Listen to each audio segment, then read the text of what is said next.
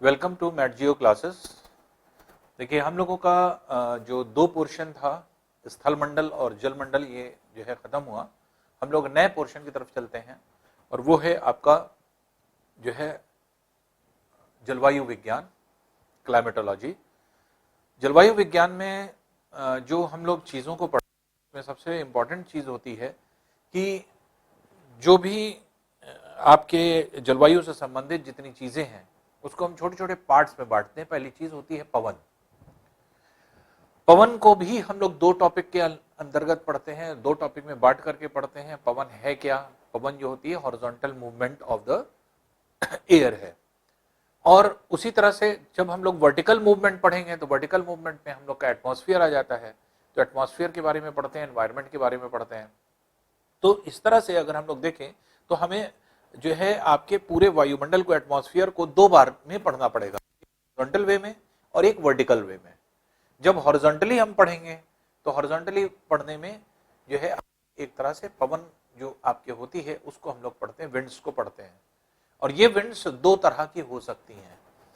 अब विंड क्या है, एयर क्या है, या फिर किस तरह से हम लोग इसको डिफाइन करते हैं, वही चीजें हम लोगों को देखना होता है।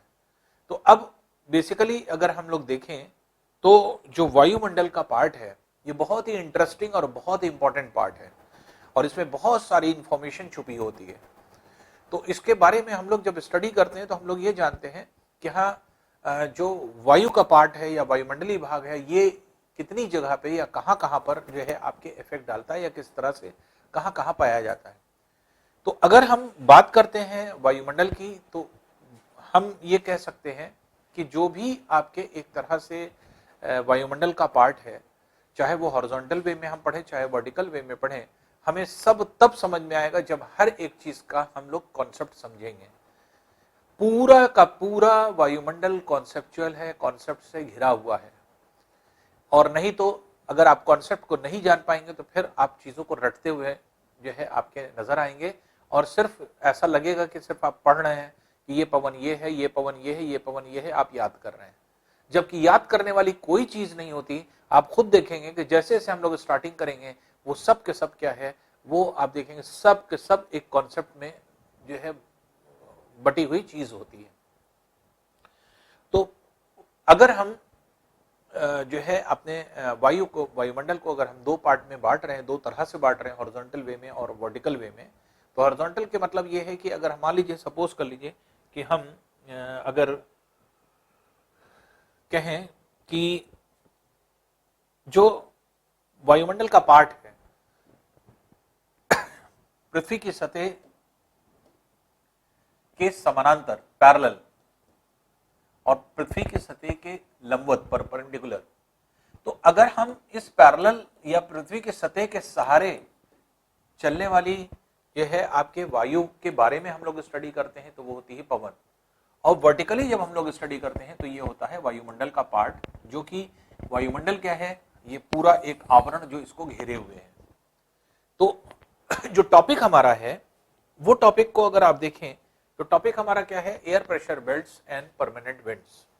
इसको पढ़ने के लिए सबसे पहली चीज हम लोगों को यह क्लियर करना है, जैसे एयर क्या है। एयर क्या है? एयर जो है मिक्सचर ऑफ गैसेस। तो ये मिक्सचर ऑफ गैसेस है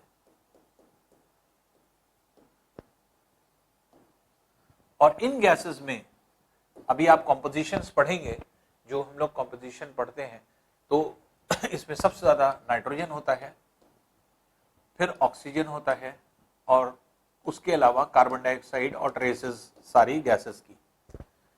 कौन कौन कितना कितना परसेंट होता है, लगभग 80, 90, 20% इसको मान लीजिए, लेकिन अभी एग्जैक्ट परसेंट हम लोग जो है इसमें पढ़ते हैं। लगभग 79% ये है और 20% के लगभग जो है आपके ये होता है।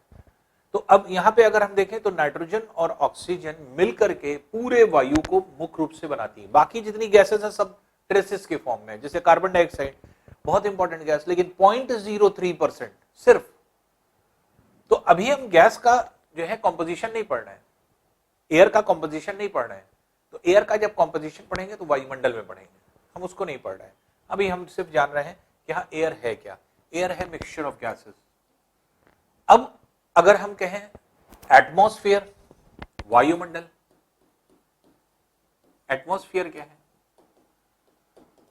तो एटमॉस्फेयर को हम ये कह सकते हैं, ये दो चीजों से मिलकर के बना, एटमो और स्फीयर। एटमो मतलब क्या होता है? Mixture of gases. स्फीयर मतलब होता है रीजन, जिसका अभिप्राय क्या हुआ? इसका अभिप्राय हुआ mixture, region of mixture of gases, region of mixture of gases. और वो क्या है? एटमॉस्फेयर क्या है? अर्थ के सरफेस के चारों तरफ वो एनवेलप जो वायु का पृथ्वी को चारों तरफ से घेरे हुए है, वो उस एनवेलप को हम लोग क्या कहते हैं? वायुमंडल। तो हम एक तरह से क्या कह रहे हैं? वायुमंडल को हम किस तरह से कह रहे हैं कि वायुमंडल क्या है? वायु पहले तो मिक्सचर ऑफ गैसेस हुई, और वायुमंडल का पार्ट क्या हुआ? जो अर्थ को चारों तरफ से घिरे हुए हैं, अर्थ को चारों तरफ से एनवेलप किए हुए, बंद किए हुए हैं। तो किसी भी तरफ हम लोग जाएंगे, पृथ्वी की सतह से कहीं पर भी बाहर जाएंगे तो हम लोग वायुमंडल में एंटर करते हैं। तो वायु का पार्ट जो होता है वो आपके एक तरह से अगर हम लोग देखें तो ये बहुत इंपॉर्टेंट पार्ट हो जाता है। और ये जो है अगर आप देखें, जैसे पृथ्वी की सतह में इंटरनल स्ट्रक्चर ऑफ द अर्थ में आपने पढ़ा था कि पृथ्वी का जो औसत घनत्व है, एवरेज डेंसिटी, वो 5.52 ग्राम पर सेंटीमीटर क्यूब था। लेकिन आपने जाना था कि पृथ्वी 3 मेन पार्ट से मिलकर के बनी थी, जिसमें एक सेंटर वाला पार्ट था, एक मिडिल पार्ट था और एक आउटर पार्ट था। सेंटर वाले पार्ट को हमने कोर कहा था, फिर मेंटल कहा था, और फिर लास्ट वाले पार्ट को जो बाहर वाला था क्रस्ट था। क्या डिफरेंस था? डिफरेंस ये था कि यहां पे पाए जाने वाले जो रॉक्स थे वो बहुत डिफर थे। यहां पर डेंसिटी बहुत ज्यादा थी, जो अर्थ की डेंसिटी है उससे बहुत ज्यादा डेंसिटी है। और यहां पे अगर आप देखेंगे तो एवरेज डेंसिटी वाले रॉक्स मिलते हैं, और ऊपर देखेंगे तो हल्के डेंसिटी वाले रॉक्स। इसके मतलब कि अर्थ के सरफेस पर कहीं पर भी आप हैं, किसी भी जगह पर आप हैं, तो वहां पर एक तरह से आप ये कह सकते हैं कि लगभग एक समानता डेंसिटी में पाई जाएगी। तो अगर हॉरिजॉन्टली आप मूव कर रहे हैं तो लगभग डेंसिटी जितनी यहां है उतनी यहां है, उतनी यहां है। क्यों? रीजन क्या है? क्योंकि सेंटर से ये इक्वल डिस्टेंस पे है, और सेंटर से ये अट्रैक्ट होता है, क्योंकि सेंटर के जो आपके पृथ्वी का केंद्र है, पृथ्वी के केंद्र पर गुरुत्वाकर्षण बल की वजह से सारे कण अट्रैक्ट होते हैं। लेकिन जैसे ही हम वर्टिकली मूव करते हैं तो आप देखेंगे कि वायु विरल होती जाती है, रेयरर होती जाती है। क्यों? जैसे पृथ्वी विरल होती गई, पृथ्वी से जैसे ही आप केंद्र से बाहर की ओर चलेंगे तो देखिए सबसे ज्यादा घनत्व वाला भाग, उससे कम घनत्व वाला भाग, और एकदम हल्का भाग। इससे हल्का भाग वायु का ये आ गया, वायु का इससे हल्का भाग ऊपर आ जाएगा, इससे हल्का भाग यहां आ जाएगा, इससे हल्का भाग यहां आ जाएगा। और जैसे जैसे ऊपर जलते चले जाएंगे विरलता होती है। तो विरलता के मतलब क्या होता है? विरलता का मतलब यह होता है कि जब सतह पर हैं तो वायु के कुछ कण पास पास हैं, जैसे ही ऊपर गए वायु के कण और दूर हो गए, और ऊपर गए वायु के कण और दूर चले गए। इसको विरलता कहते हैं, रेयरर कहते हैं। तो अर्थ के सरफेस से बाहर की तरफ कहीं पर भी जाएंगे हम तो विरलता होती चली जाती है। तो अर्थ के सरफेस पर जितनी वायु है जो हॉरिजॉन्टल वे में चल रही है, ये जो एयर है ये क्या होती है? सेम डेंसिटी की होती है।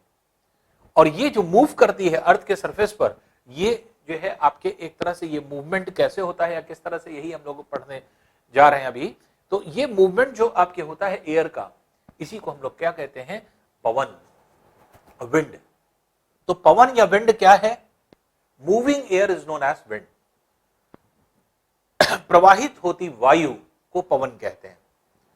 और वायु कैसे प्रवाहित होती है, कहां से कहां जाती है या किस किस तरह से जाती है, उसके लिए भी देखिए सिंपली अगर आप समझें तो इस तरह से समझ सकते हैं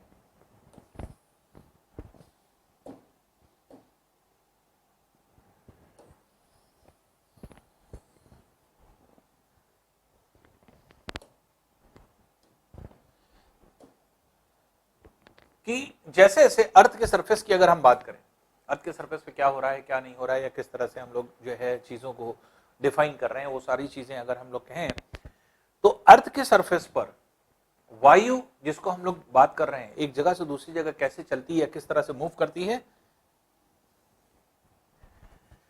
सपोज कर लीजिए पृथ्वी का यह क्षेत्र गर्म हुआ।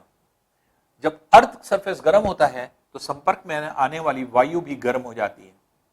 जब गर्म होगी तो हल्की होगी, एक्सपेंड करेगी, कण दूर दूर जाते हैं और जिसकी वजह से हल्की होकर के ऊपर की ओर उड़ जाती है। तो सारी वायु गर्म होकर के ऊपर की ओर उड़ जाती है। तो यहां पर क्या होगा, वायु की जो है आपके कमी हो जाएगी, यहां स्कैर्सिटी हो जाएगी और इस कमी की वजह से जो वायु के द्वारा लगने वाला भार होता है वो कम हो जाएगा। और वायु के लगने वाला भार को हम क्या कहते हैं, वायुमंडलीय दाब, एटमॉस्फेरिक प्रेशर, इसी को हम एटमॉस्फेरिक प्रेशर कहते हैं। तो यहां पर क्या है, लो प्रेशर जो है आपके जनरेट हो जाएगा। अब ये वायु ऊपर गई लेकिन एक लिमिटेड हाइट तक जाएगी, उसके बाद ये मूव कर जाएगी। मूव करके गई सपोज कर लीजिए, और इधर से भी मान लीजिए वायु आ रही है कोई, ये दोनों मिलने के उपरांत कहां जाएगी, फिर से वापस नीचे की तरफ बैठती है, यहां पे नीचे की तरफ बैठती है, फिर यहां से इस तरह से मूव कर जाती है। तो जहां पर वायु नीचे की तरफ बैठती है उस सतह पर वायु की अधिकता हो जाएगी, वायु ज्यादा मात्रा में हो जाएगी। और जब वायु ज्यादा मात्रा में हो जाएगी, ज्यादा भार लगाएगी तो हम कहेंगे उच्च दाब का क्षेत्र क्रिएट हो गया, हाई प्रेशर रीजन जनरेट हो गया। अब यहां पर वायु की अधिकता, यहां वायु की कमी, यहां वायु बैठ रही है नीचे ज्यादा मात्रा में है, यहां ऊपर की तरफ जा रही है, यहां पे कमी हो गई। वायु की अधिकता वाले क्षेत्र से कमी वाले क्षेत्र की तरफ अपने आप वायु इसकी पूर्ति करने के लिए जो है चलेगी। तो वायु इस तरह से सर्कुलेट करेगी। तो गर्म वायु ऊपर उठेगी, ठंडी वायु नीचे बैठेगी और इस तरह से एक चक्र चलने लगेगा। जब ये चक्र शुरू हो गया, पृथ्वी के जन्म लेने के बाद इस तरह का चक्र शुरू हो गया, और ये चक्र जब चल रहा है तो चलता रहेगा। कब तक चलता रहेगा, जब तक पृथ्वी जो है आपकी रहेगी। तो पृथ्वी के जन्म से पृथ्वी के मृत्यु तक ये हमेशा चलती रहेगी और ये चक्र चलता रहेगा। जहां पर वायु किसी भी वजह से, कोई जरूरी नहीं कि तापमान की वजह से ही हो, किसी भी वजह से बैठती है, सतह की तरफ बैठती है, सतह के नजदीक आती है, वहां पे उच्च दाब बनेगा, हाई प्रेशर रीजन। किसी भी सतह पर किसी भी वजह से अगर वायु वायुमंडल में बाहर की तरफ निकलती है, पृथ्वी की सतह को छोड़ती है, यहां पे वायु का अभाव हो जाता है, यहां पे निम्न दाब का क्षेत्र बनता है। तो जिसकी वजह से क्या होता है, high pressure towards low pressure, पवनों का प्रवाह होने लगता है, अर्थात ये एयर सर्कुलेट करती है। ये क्या है, एयर का सर्कुलेशन। ये क्या है, एयर सर्कुलेट कर गई। ये क्या है, एयर सर्कुलेट कर गई। ये क्या है, एयर सर्कुलेट कर गई। ये क्या है, एयर नहीं सर्कुलेट करी। ये क्या है, ये कहलाता है पवन। तो पवन ये नहीं है, पवन ये नहीं है, पवन ये नहीं है, लेकिन ये पवन है। तो अब हम पवन या विंड को कैसे डिफाइन करें? तो मूव तो ये भी कर रही है एयर, मूव तो ये भी कर रही है, मूव तो ये भी कर रही है, तो क्या ये पवन नहीं हो सकती? तो पवन नहीं हो सकती। पवन की परिभाषा क्या है फिर, उसको हम लोग को समझना पड़ेगा। विंड और एयर में क्या फर्क है? तो ये क्या है, ये एयर का सर्कुलेशन है, ये एयर का सर्कुलेशन है, ये एयर का सर्कुलेशन है। ये एयर का सर्कुलेशन जरूर है, लेकिन इसी एयर के सर्कुलेशन को पवन कहते हैं। तो पवन क्या कैसे डिफाइन करेंगे? पवन, देखिए दो चीजें इंपॉर्टेंट होनी चाहिए पवन में। पहली इंपॉर्टेंट चीज, पवन पृथ्वी के सतह के संपर्क में प्रवाहित होने वाली वो वायु होती है जो उच्च दाब के क्षेत्र से निम्न दाब के क्षेत्र की ओर प्रवाहित होती है। दो चीज क्या है? पहली चीज क्या है, पृथ्वी की सतह के संपर्क में। ये पृथ्वी की सतह के संपर्क में नहीं है, ये पृथ्वी की सतह के संपर्क में नहीं है, ये पृथ्वी की सतह के संपर्क में नहीं है, ये पृथ्वी की सतह के संपर्क में है। तो पृथ्वी के सतह के संपर्क में प्रवाहित होने वाली वायु जो उच्च दाब से, हाई प्रेशर से निम्न दाब की ओर प्रवाहित होती है, उसे हम लोग कहते हैं पवन या विंड। तो विंड क्या है? प्रवाहित होने वाली वायु जो पृथ्वी के सतह के संपर्क में होती है तथा उच्च दाब के क्षेत्र से निम्न दाब के क्षेत्र की ओर प्रवाहित होती है, उसे पवन कहते हैं। तो पवन की परिभाषा में दो चीज आना जरूरी है। पहली चीज, उच्च दाब से निम्न दाब की ओर चलती है। दूसरी चीज, पृथ्वी के सतह के संपर्क में होती है। और जब संपर्क में है तो ये क्या कहलाएगी? पवन कहलाएगी। ये पवन नहीं कहलाएगी, ये वायु प्रवाह कहलाएगी, एयर सर्कुलेशन। ये एयर सर्कुलेशन है, ये एयर सर्कुलेशन में है, यहां पर ये पवन कहलाने लगेगी। तो पृथ्वी की सतह पर जब वायु, जब जगह जगह पर उच्च दाब और निम्न दाब के क्षेत्र बनेंगे, क्योंकि हर जगह कोई एक जैसी कंडीशन होती नहीं, पृथ्वी की सतह पर कहीं पर ज्यादा कहीं पर कम, ये सारी चीजें होती हैं। तो इसलिए पृथ्वी की सतह पर जहां कहीं भी इस तरह की कंडीशन बनेगी, उच्च दाब और निम्न दाब, जहां दाब का अंतर आएगा, दाबांतर होगा, प्रेशर डिफरेंस आएगा, हर उस जगह पर हम क्या कहेंगे, हर उस जगह पर जो है आपके पवनों का प्रवाह प्रारंभ हो जाएगा।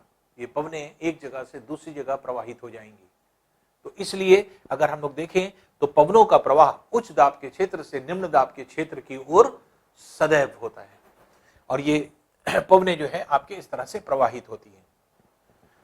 अब बात आती है, ये वायुमंडल की बात हो रही है, ये वायुमंडल की बात है, पृथ्वी की सतह के चारों तरफ जो वायु है, ये वायु, और वायु के द्वारा लगने वाला भार इकाई क्षेत्रफल में क्या कहलाता है, वायुमंडली दाब, एटमॉस्फेरिक प्रेशर। तो प्रेशर की डेफिनेशन क्या है, आपने पढ़ा होगा फिजिक्स में, force upon area is pressure. तो अगर हम ए की वैल्यू 1 कर दें तो P बराबर क्या हो जाएगा, F के। तो हम डेफिनेशन कैसे डिफाइन करेंगे, डेफिनेशन क्या होती है, इकाई क्षेत्रफल में, जब ए की वैल्यू 1 हमने ले ली, ए क्या है, एरिया है, क्षेत्रफल है, इकाई क्षेत्रफल में अब ए की वैल्यू 1 ले ली, सतह पे लगने वाले बल को उस जो है वस्तु पर लगने वाला जो है आपके एक तरह से जो बल होता है वही क्या हो जाता है, दाब हो जाता है।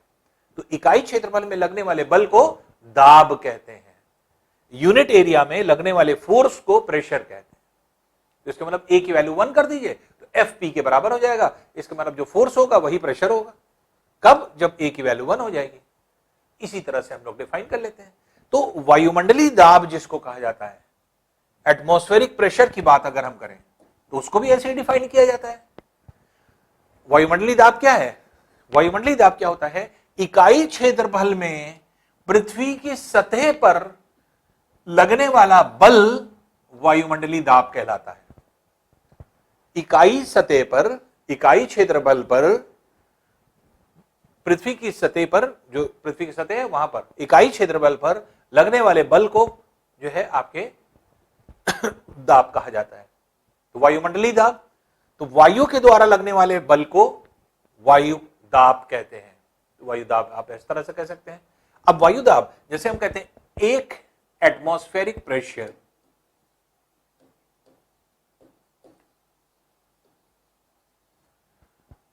एक वायुमंडलीय दाब, इसका मतलब क्या हुआ, एक वायुमंडलीय दाब 10 to the power 5 न्यूटन पर मीटर स्क्वायर होता है। 10 to the power 5 न्यूटन पर मीटर स्क्वायर, इसके मतलब 1,00,000 न्यूटन पर मीटर स्क्वायर, ये होता है। इसका मतलब क्या हुआ, हम क्या समझाने की कोशिश कर रहे हैं ये समझिए।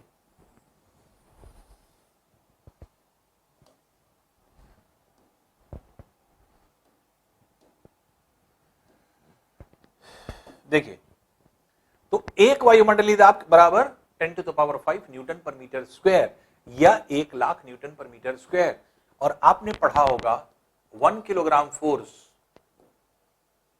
ये कितने उसके न्यूटन का होता है, 9.8 न्यूटन, जो कि अप्रॉक्सीमेट 10 न्यूटन आप कह सकते हैं। 10 न्यूटन बराबर 1 किलोग्राम बल। अगर हम इसको भी इसी तरह से निकाल लें तो 10,000 इंटू 10 न्यूटन पर मीटर स्क्वायर, तो 9.8 न्यूटन को हमने अप्रॉक्सीमेट 10 न्यूटन मान लिया, और 10 न्यूटन की जगह आप क्या रख सकते हैं, 1 किलोग्राम बल। तो ये 10 न्यूटन अगर हम हटा दें तो क्या हो जाएगा, 10,000 किलोग्राम बल। देखिए बहुत इंटरेस्टिंग चीज आप पढ़ने जा रहे हैं। इसके मतलब 1 वर्ग मीटर पे, 1 वर्ग मीटर क्षेत्रफल पे कितना भार पड़ता है, 10,000 किलोग्राम बल का। एक विकसित मानव का शरीर अगर हम कहें, एक विकसित मानव अगर है तो एक विकसित मानव का शरीर का कुल क्षेत्रफल कितना है लगभग, उसका अप्रोक्सीमेट एरिया जो है ये है आपका 2 मीटर स्क्वायर। पूरे बॉडी का अगर क्षेत्रफल निकाला जाए एक विकसित आदमी का तो लगभग 2 मीटर स्क्वायर निकलता है कैलकुलेट करने पर। अब 1 मीटर स्क्वायर पर अगर 10,000 किलोग्राम बल है तो 2 मीटर स्क्वायर पर 20,000 किलोग्राम बल आपका काम करता है। अब हम आपको यह बोल रहे हैं कि आपके ऊपर 20,000 किलोग्राम का बल कार्य कर रहा है, आप मानेंगे? आप तो कहेंगे कि 10 किलो रख देंगे तो भी हम टेढ़े हो जाएंगे, इतना बल ही नहीं संभाल पाएंगे 20,000 किलोग्राम। लेकिन आप संभाल रहे हैं। कैसे संभाल रहे हैं?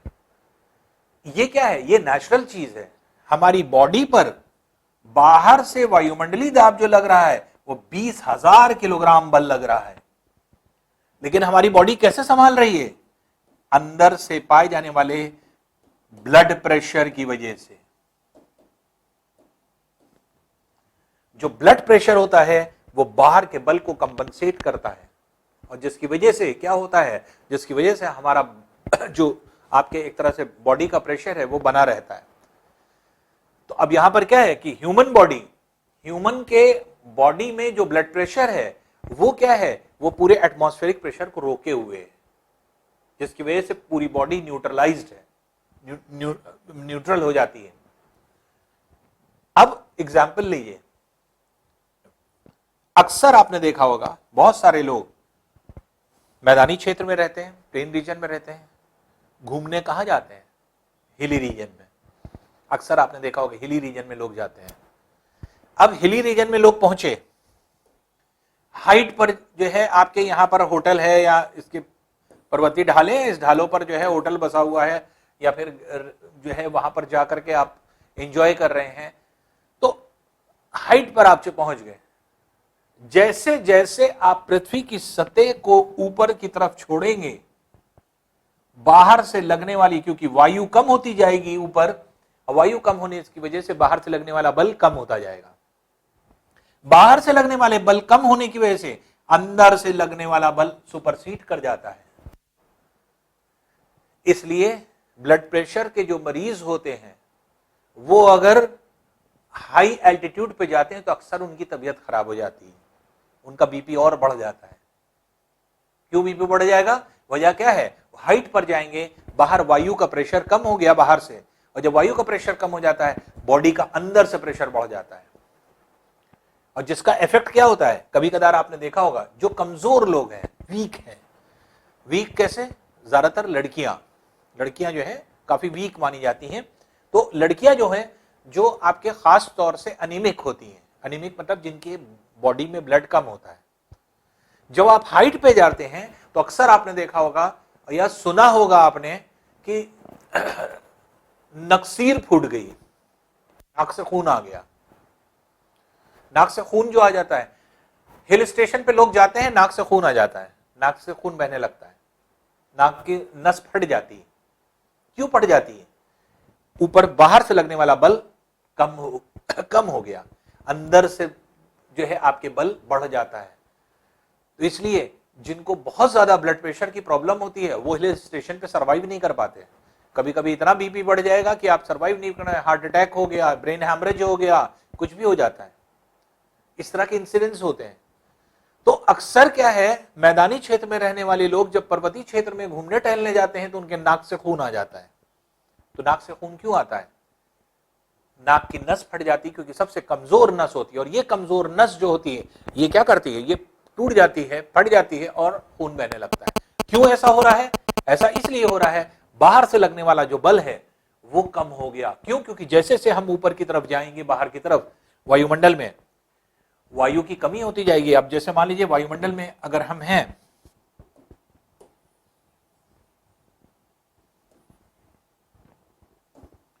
ये है पृथ्वी की सतह,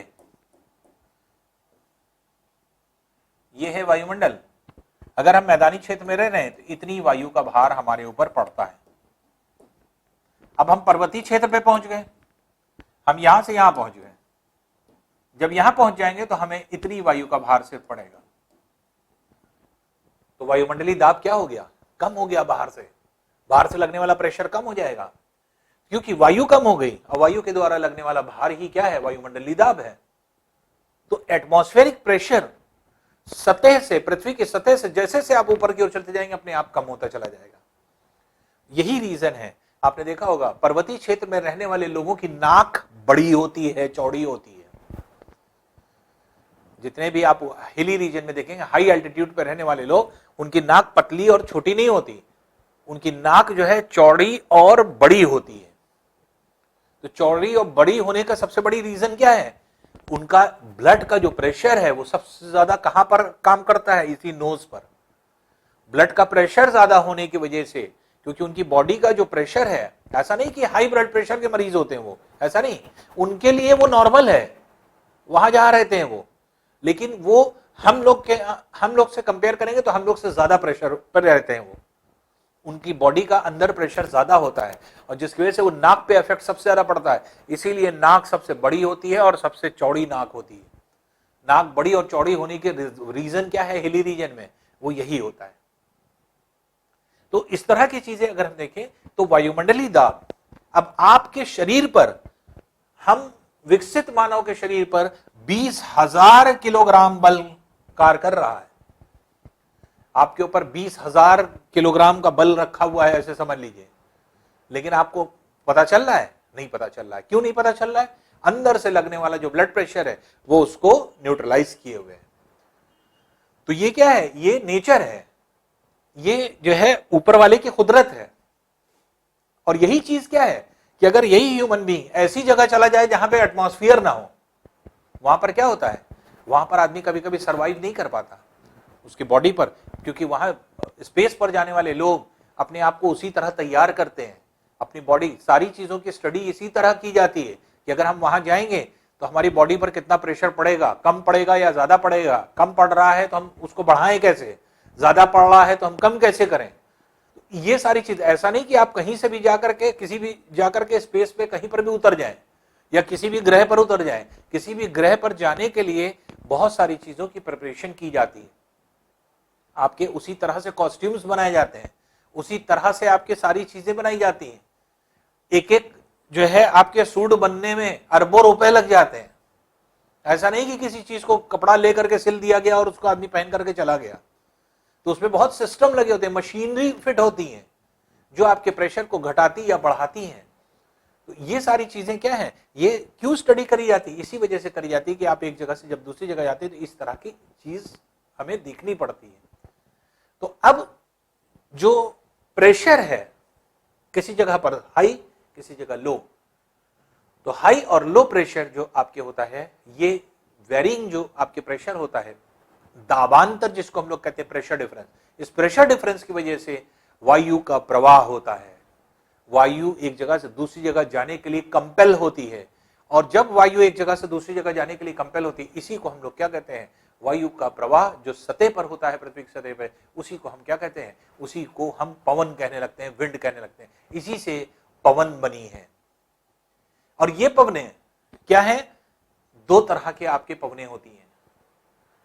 जब हम स्थायी पवन की बात करते हैं, परमानेंट विंड्स, सनातन पवनें, सनातन मतलब जो कभी ना मरे, जो कभी हमेशा अमर रहे, इसके मतलब कि जो चल गई, उस पर कोई चेंज ही ना हो, ऐसी पवन जो चल गई, वो कभी ना रुके, वो सब के सब क्या है, वो सनातन पवन या जो है आपके एक तरह से परमानेंट विंड्स के नाम से जानी जाती है।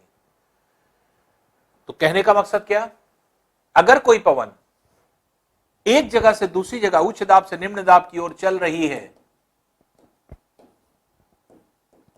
और ये उच्च दाब और निम्न दाब हमेशा के लिए बना हुआ है, और अगर ये बना हुआ है, एक जगह से दूसरी जगह चल रही है और इसने कभी डायरेक्शन अपना चेंज नहीं किया, हमेशा जब से पृथ्वी जन्म ली है तब से ऐसे ही चल रही है उच्च से निम्न की ओर, और रुकी नहीं तब से। तो अगर ऐसी पवनें हैं तो इन ऐसी पवनों को क्या कहा जाता है, स्थायी पवन, सनातन पवनें, परमानेंट विंड्स।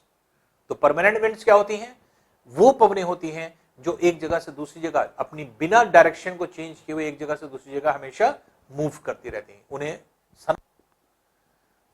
अब जो परमानेंट विंड्स हैं ये क्या है, दो चीजें हैं, कभी नहीं रुकेंगी, हमेशा चलती रहेंगी, दूसरी दिशा नहीं बदलेंगी, हमेशा एक ही दिशा में चलेंगी।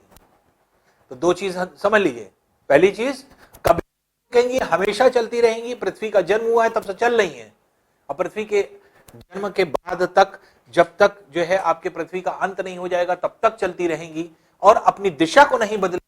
ऐसी सारी पवनों को सनातन पवन या परमानेंट विंड्स कहते हैं। लेकिन कुछ पवनें ऐसी होती हैं जो कभी विकसित होती हैं, खुद ब खुद डेवलप होती हैं, अपने आप खत्म हो जाती हैं। जैसे कभी अक्सर आप देखते हैं गर्मी के दिनों में लू चलने लगती है। लू क्या है, हमेशा की पवन नहीं है, एक क्लाइमेटिकल कंडीशन में बनी, जहां पे क्या है कि आपके एक समय ऐसा आया जब गर्मी बहुत ज्यादा है, उस समय लू चलने लगी, तो लू का प्रवाह हो गया। और जब लू का प्रवाह हो गया तो ऐसी कंडीशन में क्या है, वो कुछ समय तक रहेगा और जहां बारिश हुई अपने आप लू खत्म हो जाती है, अब वो नहीं चलेगी। इस तरह की बहुत सारी पवनें हैं जो कि आपके विश्व में चलती हैं। ऐसी पवनों को क्या कहा जाता है, ऐसी पवनों को अस्थायी पवन कहा जाता है, लोकल विंड्स कहा जाता है। तो ये लोकल विंड्स होती हैं, अस्थायी पवन होती हैं, टेम्पररी जो है आपके विंड्स कहलाती हैं ये। क्यों, क्योंकि इनकी प्रवाह वर्ष भर नहीं होता, इनकी दिशा भी निर्धारित नहीं है। जैसे आपके इस सनातन पवनों की दिशा निर्धारित है, हमेशा एक ही दिशा में चलेंगी। कैसे, अभी जब हम पढ़ाएंगे तो अपने आप आपको ये सारी चीजें क्लियर होंगी। तो दिशा में अपने आप जो है आपके इस तरह से चलेंगी। तो ऐसी पवनें जो है आपके दिशा एक ही रखती हैं, हमेशा कभी चेंज नहीं करती, उन्हें क्या कहा जाता है, वो जो है आपके एक तरह से ऐसी पवनों को हम लोग क्या कहते हैं, ऐसी पवनों को जो है आपके स्थायी पवन के नाम से जाना जाता है। अब देखिए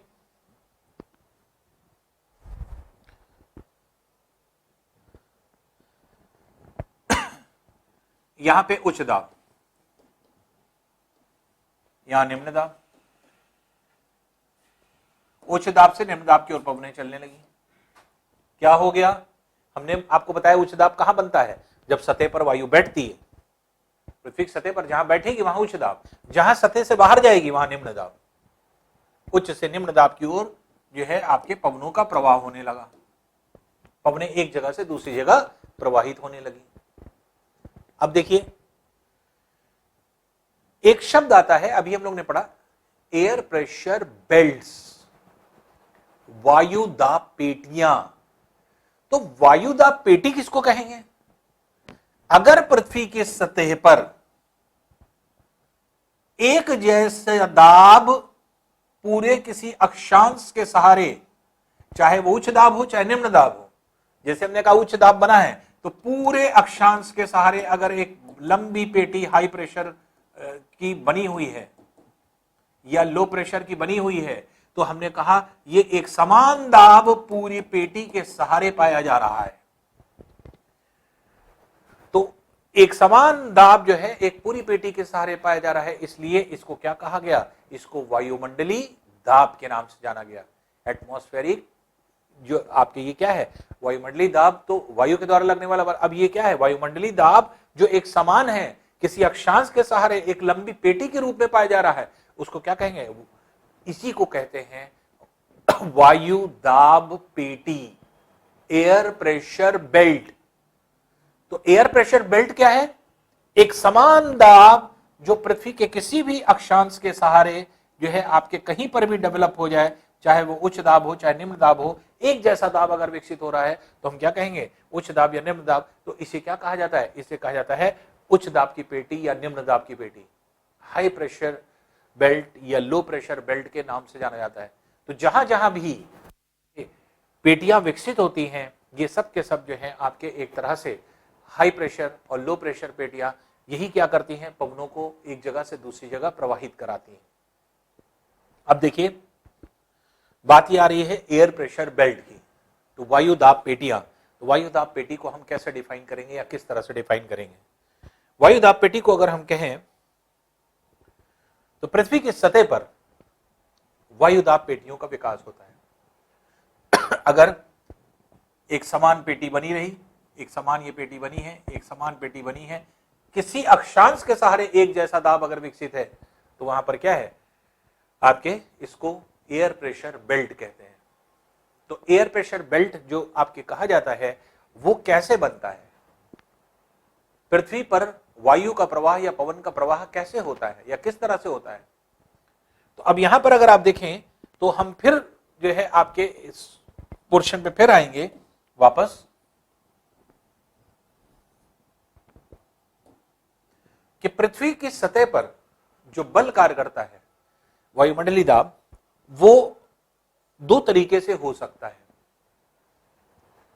वो क्या है, ड्यू टू टेम्परेचर और due to motion of the अर्थ।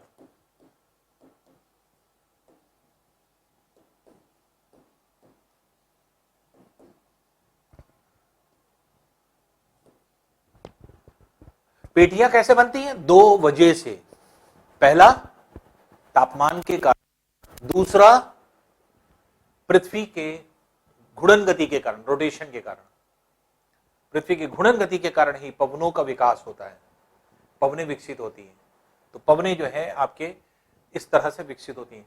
तो कैसे होगा या किस तरह से होता है, अब देखिए किस तरह से हम लोग देखें कि जो वायुमंडलीय दाब है ये कैसे बना। अगर आप इसको नोटिस करें तो हम आपको दिखाते हैं, ये है पृथ्वी की सतह, ये है विषुवत रेखा। विषुवत रेखा पर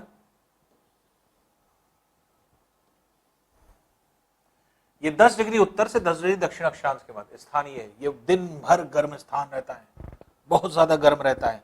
अत्यधिक गर्म रहने की वजह से क्या होता है, यहां की वायु गर्म होकर के ऊपर की ओर उठती है। पूरे क्षेत्र में वायु ऊपर की तरफ उठती है। ये वायु गर्म होकर के ऊपर की तरफ उठ रही है।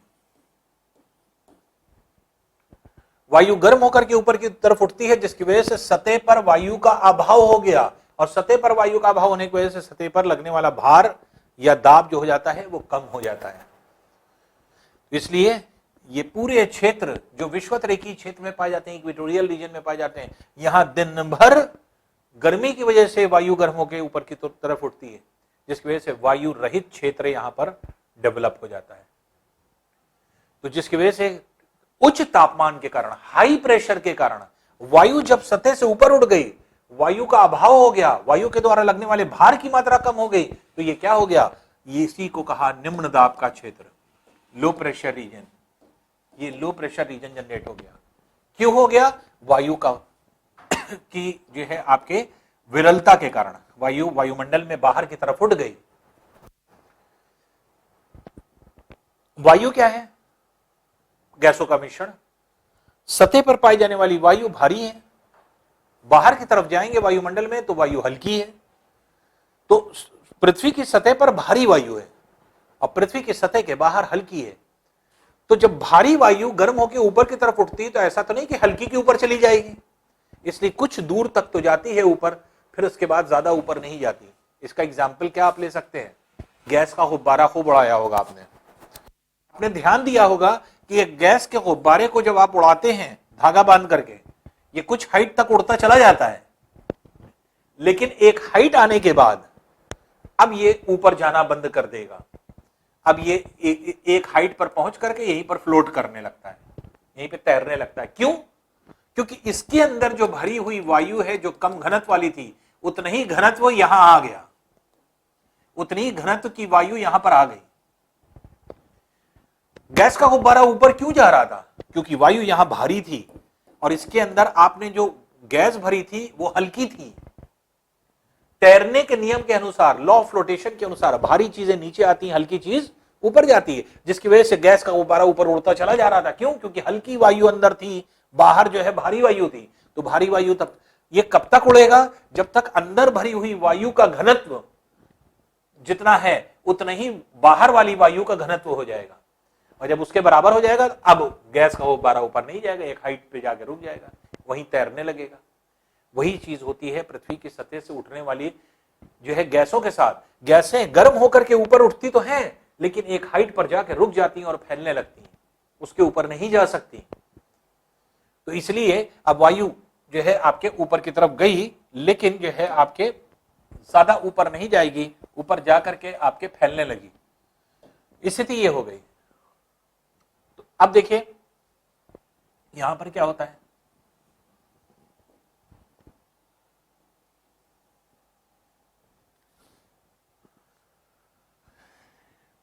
इस जगह पे अब वायु इधर से आई। अब देखिए वायु यहां से ऊपर की तरफ गई है। जब वायु यहां ऊपर की तरफ चली गई तो यहां वायु का अभाव, इस अभाव को भरने के लिए वायु क्या होती है, ऐसे चलती है, वायु ऐसे चलती है। इसका मतलब यहां की वायु क्योंकि ऊपर उड़ गई, इसकी पूर्ति करने के लिए आसपास की वायु यहां चली आती है। ये कहां से आती है, 30 से 40 डिग्री अक्षांश, लगभग अप्रोक्सीमेट हम बोल रहे हैं। तो 30 से 35 डिग्री, 30 से 40 डिग्री, ये कहीं पर भी हो सकता है, 30 से 35 रख लीजिए। 30 से 35 डिग्री अक्षांश पे आपके ऐसा हो रहा है। तो यहां की वायु इधर चली आई। जैसे ही यहां की वायु इधर आई, यहां पर अभाव हो गया, यहां से वायु जैसे ही खिसकी यहां अभाव हो गया, और जैसे ही नीचे की तरफ खिसकी ऊपर वाली वायु नीचे बैठ गई, ऊपर वाली वायु अपने आप नीचे बैठ गई। कैसे, समझे? एग्जाम्पल ले लीजिए, जैसे आपका बुक शेल्फ है, ढेर सारी किताबें लगी हुई हैं। जब ढेर सारी किताबें लगी हुई हैं, एक के ऊपर एक रखी हुई हैं, आपको उस किताब की जरूरत पड़ी जो सबसे नीचे है। आपने क्या किया, सबसे नीचे वाली किताब को पकड़ के खींच लिया। तो सबसे नीचे वाली किताब को जब पकड़ के खींच लेंगे, नीचे जगह खाली हो जाएगी, तो क्या ऊपर वाली किताबें वैसे ही रुकी रहेंगी? नहीं रुकी रहेंगी। जैसे ही आपने नीचे वाली को खींचा, ऊपर वाली जब नीचे स्पेस हुआ, ऊपर वाली किताबें अपने आप नीचे बैठ गई, खुद ब खुद, किसी वजह से नहीं, खाली स्पेस को भरने के लिए बैठ गई। वही चीज यहां होती है। यहां की वायु जैसे ही यहां गई, ये खाली स्पेस है, ये खाली स्पेस है, इस खाली स्पेस को भरने के लिए वायु ऑटोमेटिकली नीचे बैठ जाती है। ये यहां पे नीचे बैठ जाती है वायु। तो यहां पर स्पेस खाली हो गया, यहां पर स्पेस खाली हो गया, क्योंकि यहां की वायु नीचे बैठ गई। और जब यहां की वायु नीचे बैठ गई, तो ऊपर आने वाली ये अधिकता है यहां पे वायु की, यहां पे वायु का अभाव, तो अधिकता वाले क्षेत्र से अभाव वाले क्षेत्र की ओर वायु ऐसे चलने लगती है। अब यहां पे देखिए, यहां पे जब वायु नीचे बैठ रही है तो कुछ इधर आएगी, कुछ इधर जाएगी। यहां पे नीचे बैठ रही है, कुछ इधर गई तो कुछ इधर भी जाएगी, ये जा रही है। अब यहां पे अगर आप देखें, ध्रुवीय क्षेत्र पे आ जाए, ये ध्रुवीय क्षेत्र, सतह एकदम ठंडी 85 से 90 डिग्री, सतह बिल्कुल ठंडी, ठंडी होने की वजह से वायु ठंडी हो गई, भारी हो गई, नीचे बैठ गई। ये वायु नीचे बैठती है, यहां पे नीचे बैठेगी वायु, सतह पर नीचे बैठ रही है। और नीचे जब बैठेगी तो ये क्या होगी, ये चारों तरफ इस तरह से चल करके आती है। इधर से भी वायु आ रही, इधर से भी वायु जा रही, दोनों मिलती कहां है, ये दोनों मिलती हैं 60 से 65 डिग्री अक्षांश पे। और यहां से जो इधर की वायु इधर गई है और यहां से वायु इधर आई है, दोनों यहां मिलती हैं और मिलकर के ऊपर की तरफ उड़ जाती है। तो यहां पे वायु टकरा करके ऊपर की तरफ उठ रही है। यहां किसी तापमान के कारण नहीं, दोनों तरफ से आने वाली वायु टकरा करके ऊपर की तरफ उठ रही है, और ऊपर की तरफ उठ रही है तो सतह से ऊपर जा रही है, इसलिए कौन सा दाब बनेगा, लो प्रेशर रीजन। ये पूरा लो प्रेशर रीजन बन जाता है। जो नीचे से बैठ रही थी सतह पर, इसकी कुछ वायु इधर आएगी, नीचे की तरफ बैठी तो इधर से वायु जो है आपके इस तरह से मूव करेगी। यहां पर जो वायु बैठी थी, इस सतह पर जो बैठी थी, कुछ इधर आएगी, कुछ इधर जाएगी, इधर गई, और ये दोनों वायु आकर के यहां मिलती हैं, जो क्या है 60 से 65 डिग्री पर आप आकर के मिलती हैं, 60 से 65 डिग्री में, और यही टकराने के पश्चात ऊपर की तरफ उड़ जाती है। तो देखिए यहां पर सतह गर्म होने के कारण वायु गर्म हुई थी, इसलिए वायुमंडल में ऊपर की तरफ उड़ गई, और यहां पे निम्न दाब की पेटी बन गई। तो ये निम्न दाब की पेटी किसकी वजह से बनी, तापमान के कारण, ड्यू टू टेम्परेचर। तो ये तापमान के कारण बनी पेटी है, इसलिए ये पेटी क्या कहलाएगी, इस पेटी को क्या कहते हैं, ताप जनित्र पेटी, टेम्परेचर ओरिजिनेटेड बेल्ट। यहां पर क्या था, यहां पर क्यों वायु उच्च दाब बना, वायु नीचे बैठ रही थी, हाई प्रेशर बन गया, यहां पे वायु नीचे बैठ रही थी, हाई प्रेशर बन गया, यहां पे वायु नीचे बैठ रही है और नीचे बैठने की वजह से यहां पे क्या है, उच्च दाब का क्षेत्र बनेगा। क्यों क्यों नीचे बैठ रही थी? क्योंकि सतह ठंडी थी, टेम्परेचर कम था, बहुत कम तापमान होने की वजह से सतह ठंडी हो रही थी। सतह के ठंडे होने से वायु ठंडी हुई, वायु के ठंडे होने से भारी हुई, भारी होकर के नीचे की तरफ बैठने लगी। भारी वायु नीचे बैठ रही है, किसकी वजह से? तापमान के कारण। इसलिए ये पेटी कैसे क्यों बन रही है? ये क्या है? ये तापमान के कारण। इसलिए ये भी क्या है? ताप जनित्र पेटी, टेम्परेचर ओरिजिनेटेड बेल्ट। तो ताप जनित पेटी ये भी है, ताप जनित पेटी ये भी है।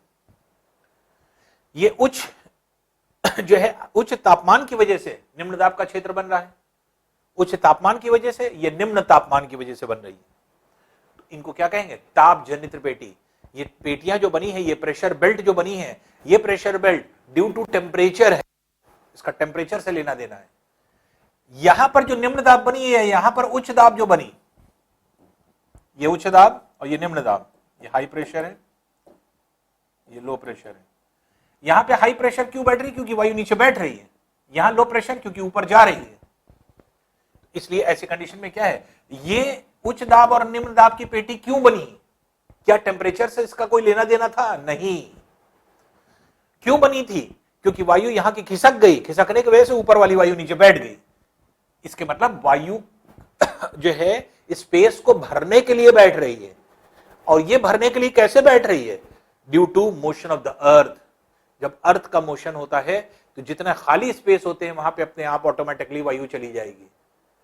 तो अब ये क्या है? ये पृथ्वी की घूर्णन गति के कारण जो है आपकी पेटी बन रही है। रिक्त स्थान की पूर्ति करने के लिए वायु एक जगह से दूसरी जगह जा रही है। यहां पे वायु ऊपर आई, अधिकता हो गई वायु की। यहां पर वायु की कमी हो गई क्योंकि वायु नीचे बैठ गई। यहां वायु की कमी हो गई, यहां और यहां कमी है, यहां अधिकता है, इधर से इधर चली आएगी वायु, इधर से इधर चली जाएगी वायु। तो यहां पे एक चक्र बन गया, ये चल रहा है। यहां पे एक चक्र बन गया, ये चल रहा है।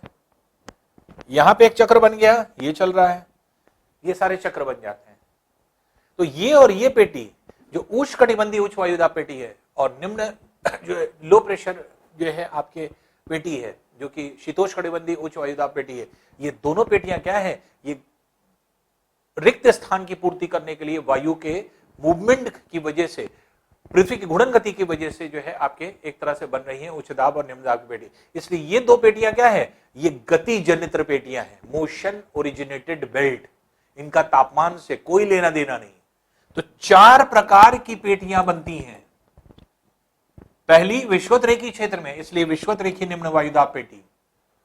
दूसरी उष्णकटिबंधीय उच्च वायुदाब पेटी, high pressure tropical high pressure belt.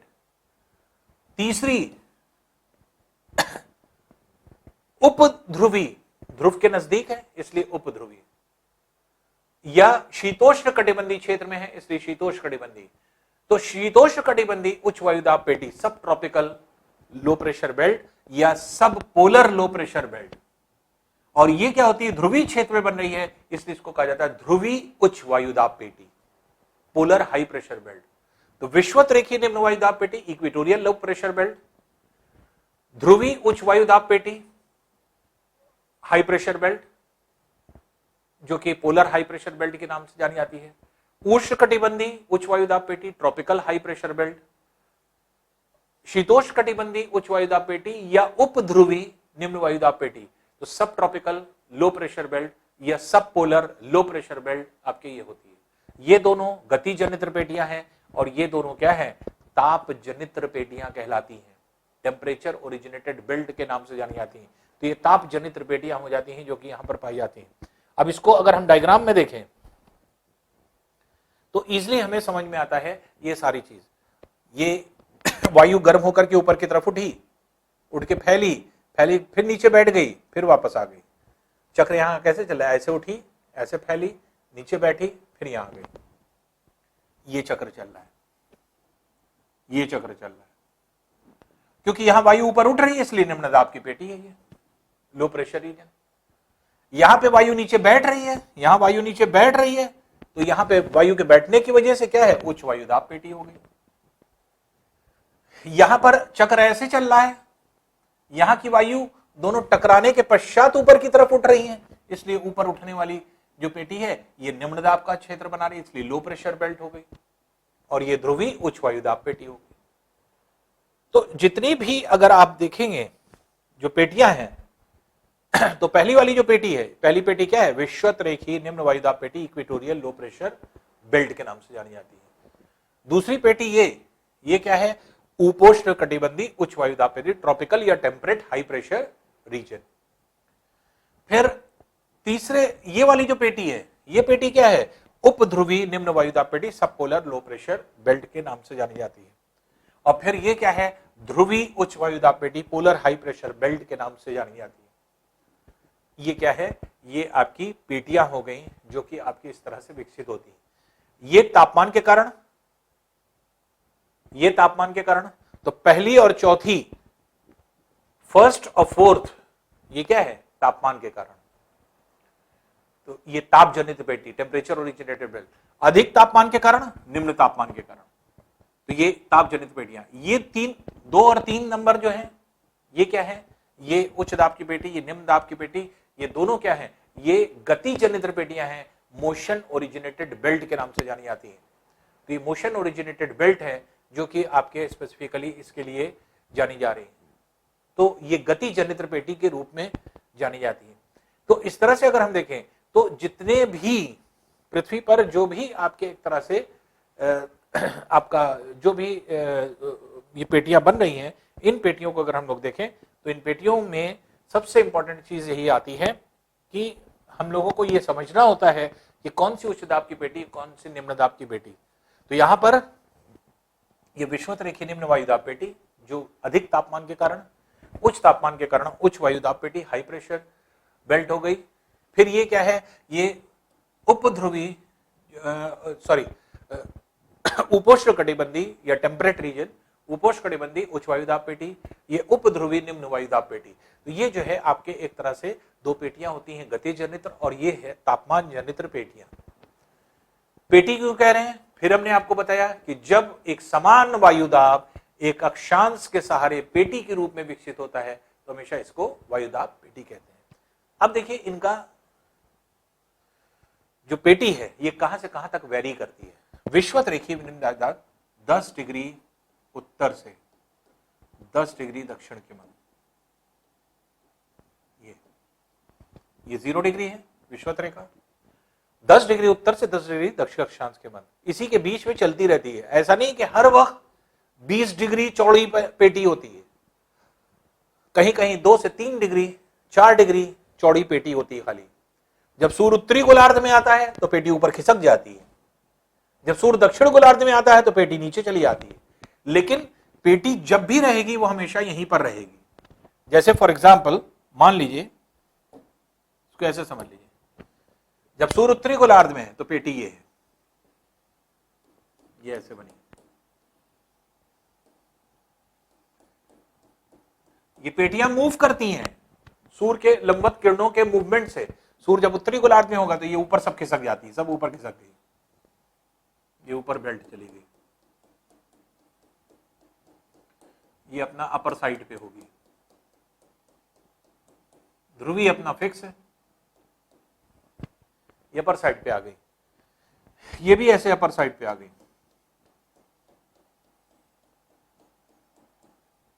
सूर्य के ऊपर मूवमेंट की वजह से ये भी अपर साइड पे आ गई। जैसे ही सूर्य दक्षिण गोलार्ध में आएगा, दक्षिण गोलार्ध में आते ही सारी पेटी नीचे चली आएगी, सब पेटियां जो है आपके मूव कर जाती हैं। ऐसे देखिए यहां पहुंच गई पेटी, ब्लू कलर से दिख रहा होगा आपको, ये पेटी आ गई, सूर्य का प्रकाश नीचे आ गया, सारी पेटी खिसक गई नीचे की तरफ, ये सब खिसक गई नीचे, अब पेटी ये बन गई, ये पेटी बन गई। देख रहे हैं इस तरह से ये मूवमेंट होता है पेटियों का। तो ये जो मूवमेंट है पेटियों का वो कहां से कहां तक है, यही आपको समझना है। तो यहां पर क्या है, जो विषुवत रेखीय पेटी है ये 10 डिग्री दक्षिण से 10 डिग्री उत्तर के बीच में है, बीच में 0 डिग्री रेखा है। 10 डिग्री उत्तर से 10 डिग्री दक्षिण अक्षांश के बीच में ही, बस इसी के बीच में रहेगी, कहीं पर भी सूर जाए पूरे साल भर यही चलती रहती पेटी। अब ये जो है ये पेटी उपोष्णकटिबंधीय उच्च वायु दाब पेटी, ये होती है 30 से 35 डिग्री उत्तर या दक्षिण, 30 से 35 डिग्री उत्तर, 30 से 35 डिग्री दक्षिण। तो 30 से 35 डिग्री के बीच में घूमती रहती है। 30 से 35 का मतलब 5 डिग्री चौड़ी, 5 डिग्री चौड़ी नहीं होती, 1 या 2 डिग्री होती है। इसलिए 1 या 2 डिग्री हमेशा क्या होती है, ऐसे मूव करती रहती है। तो अगर 5 डिग्री की ये है, 30 डिग्री ये है, 35 डिग्री ये है, तो और ये पेटी ये है, तो पेटी ऐसे मूव कर रही है, इस तरह से मूव करती है कि पेटी की जो सीमा है वो हमेशा इसी के बीच में रहेगी। कभी 30 डिग्री को टच करेगी पेटी, कभी 35 डिग्री को करेगी, लेकिन हमेशा क्या रहेगी, 30 से 35 के बीच में। इसी तरह से निम्न वायुदाब पेटी, जो उपध्रुवी निम्न वायुदाब पेटी है, तो ये उपध्रुवी निम्न वायुदाब पेटी जो आपकी होती है, इसको अगर हम देखें तो ये क्या है, 60 से 65 डिग्री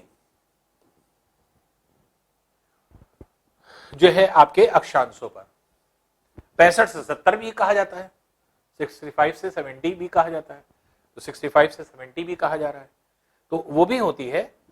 तो ये जो है आपके पेटी जो होती है, ये 60 से 65 या 65 से 70 कर लें उत्तर और दक्षिण अक्षांश में। ये 65 60 65 से 60, 65 70 65 70 ये उत्तर और दक्षिण अक्षांश में। और जो ध्रुवीय क्षेत्र में होती हैं वो 85 डिग्री से 90 डिग्री के बीच में, उत्तर और दक्षिण में। तो यहां पर क्या हुई, ये पेटी जोड़े में, ये जोड़े में है, देखिए जो ये पेटी है वही ये पेटी है, दोनों का नाम एक ही है, उपोष्णकटिबंधीय उच्च वायुदाब पेटी या टेम्परेट हाई प्रेशर रीजन जिसको हम लोग कह रहे हैं। ये भी जोड़े में, ये भी जोड़े में है, उत्तर और दक्षिण दोनों में है। उत्तर में एक पेटी दक्षिण में। ये भी जोड़े में है, एक पेटी उत्तर एक पेटी दक्षिण यहां पे है, लेकिन ये सिंगल होती है, ये सिंगल इसी के बीच में यहां पे होती है। तो विषुवत रेखीय निम्न वायुदाब पेटी एक है, सिंगल, जबकि ये पेटियां जो हैं वो जोड़े में है, पेयर के फॉर्म में। तो एक पेयर ये हुआ, दूसरा पेयर ये हुआ और तीसरा पेयर ये हुआ, ये पेयर के फॉर्म में है। और जबकि ये क्या है, ये सिंगल जो है आपकी पेटी होती है। तो ये विषुवत रेखीय निम्न वायुदाब पेटी, इक्वेटोरियल लो प्रेशर बेल्ट, ये उपोष्णकटिबंधीय उच्च वायुदाब पेटी, ये उपध्रुवी निम्न वायुदाब पेटी और ध्रुवी उच्च वायुदाब पेटी, पोलर हाई प्रेशर बेल्ट। तो equatorial low pressure belt, temperate high pressure region, सब पोलर लो प्रेशर रीजन और पोलर हाई प्रेशर रीजन। इसको आप जैसे इस तरह से डिफाइन कर सकते हैं और इस तरह से आप इसे जो है डिफाइन करते हैं। तो ये पहला वाला क्या है, ये है विषुवत रेखीय निम्न वायुदाब पेटी, इक्वेटोरियल लो प्रेशर बेल्ट। इसी तरह से दूसरी पेटी, ये आपके दो पेयर में है, ये 30 से 35 डिग्री, ये ट्रॉपिकल और टेम्परेट हाई प्रेशर रीजन, तो उपोष्णकटिबंधीय उच्च वायुदाब पेटी। फिर जो है आपके ये होती है 65 से 70, 65 65 से 70, 65 से 70 डिग्री पर ये जो तीन नंबर पे है, ये उपध्रुवी निम्न वायुदाब पेटी, सब पोलर लो प्रेशर बेल्ट। और चौथे नंबर पर ध्रुवी उच्च वायुदाब पेटी, ये आपकी पेटी होती है जो यहां पर पाई जाती है। तो इसमें अगर आप देखेंगे तो ऑल्टरनेट वे में उच्च दाब निम्न दाब, ये पहले निम्न है, निम्न दाब उच्च दाब, निम्न दाब उच्च दाब, लो हाई, इधर से भी लो हाई, तो लो प्रेशर पहले बनेगा, फिर हाई, फिर लो, फिर हाई, इस तरह से आप देखते हैं। तो पहली वाली जो पेटी है वो लो प्रेशर है, दूसरी वाली पेटी है हाई प्रेशर है, तीसरी वाली पेटी है फिर लो प्रेशर है, चौथी वाली पेटी फिर क्या है, हाई प्रेशर है।